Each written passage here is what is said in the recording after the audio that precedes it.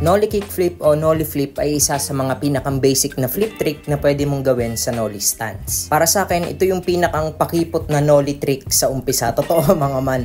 Pero kapag nagets na natin yung hack sa trick na ito, ay parang kusa na lang siyang iikot para sa atin. Bago tayo pumunta sa hack, tingnan muna natin yung dalawang requirements na meron siya. Number 1, fakie flip. Kailangan natin ito mga man dahil dito tayo kukuha ng kodigo. Sobrang laki kasi ng similarities ng nollie kickflip at fakie kickflip, kaya sobrang makakatulong sa atin itong foundation na ito. Pangalawang requirement ay nollie. Mas okay na meron tayong nollie na nakukuha natin ng 9 out of 10 lagi. Mas pumapabor kasi ang nollie kickflip sa mga nollie na parang one click na lang sa atin mga man. Foot placement sa nollie kickflip ay sobrang similar lang sa regular kickflip. Front foot sa nose, back foot naman ay behind the bolts, tapos medyo mababa at slanted. Gusto ko rin banggitin na sa fakie flip ko, medyo nakataas yung pang pop ko. Nakaasog siya dun sa medyo taas. Samantalang sa nollie kickflip ko naman, yung pang pop ko medyo nakasakop siya. Gawa ito ng mas mabilis kasi ang response ng pop sa nose ng board kumpara sa tail ng board. At para hindi ako masobrahan, gusto ko na medyo mababa o nakasakop yung pang pop ko ng nose para sa nollie kickflip. Pero dapat baguhin natin ito madalas mga man, lalo na sa practice. Kasi sobrang laki ng impluensya ng foot placement, lalo na sa nollie stance. Kaya yung iba ganito, may ganito, at merong ganito. Pero ako gusto ko yung ganito lang mga man.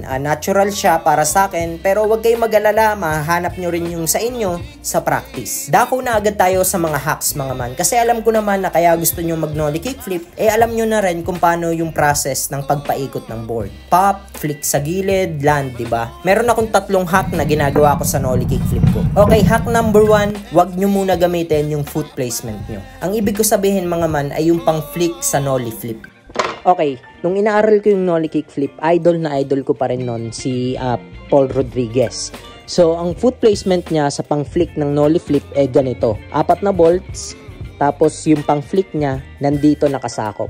So, ginagaya ko tong foot placement na to dati, kaso ang problema, hindi ko mapaikot yung nollie flip.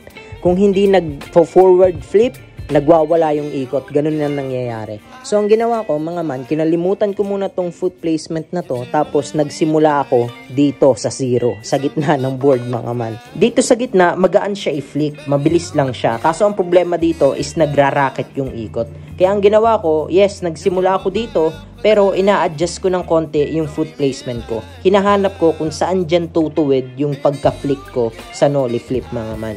So, ayun nga, inadjust ko ng inadjust hanggang umabot ako dito. Dito na yung comfort zone ko, mga man. Dito ko nahanap yung natural na flick ko. Huwag kayong mag-alala, mahanap nyo rin yung sa inyo. Pwedeng dito.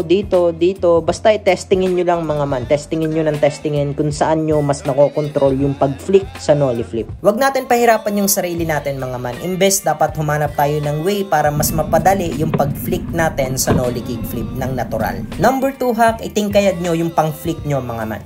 Pag kasi flat-footed tayo dito sa nollie flip, sumasabog yung pag-flick natin. Gawa ng lahat ng part ng sapatos na to, dahil nga flat-footed tayo, is nagkakakontak sa grip tape na hindi naman natin kailangan. Ang kailangan lang ng nollie flip ay itong part ng sapatos natin na to. So, kapag tumingkayad tayo ng ganyan, napapanatili natin na ready na tayo na magkaroon ng contact sa grip tape papunta sa sole ng sapatos natin gamit yung pagtingkayad. Actually, natutunan ko tong technique na to kakapanood kay Shane O'Neill. Lagi kasi na kapag nagno-nollie flip siya, lagi siyang nakatingkayad at meron talagang rason kung bakit, mga man. Hack number 3, mga man, ito talaga, magpabalik-balik lang tayo sa pag-practice ng fakie flip tapos nollie flip. Natandaan nyo ba yung sinabi ko kanina na kodigo yung fakie flip? Ayun, pagkumpara lang natin kung ano ba yung nagkukulang sa nollie flip natin na meron sa fakie flip natin. Ano ba yung dahilan kung bakit ang pangit ng nollie kick flip natin pero maganda yung fakie flip natin? Yun lang, ingat kayo at skate safe, mga man.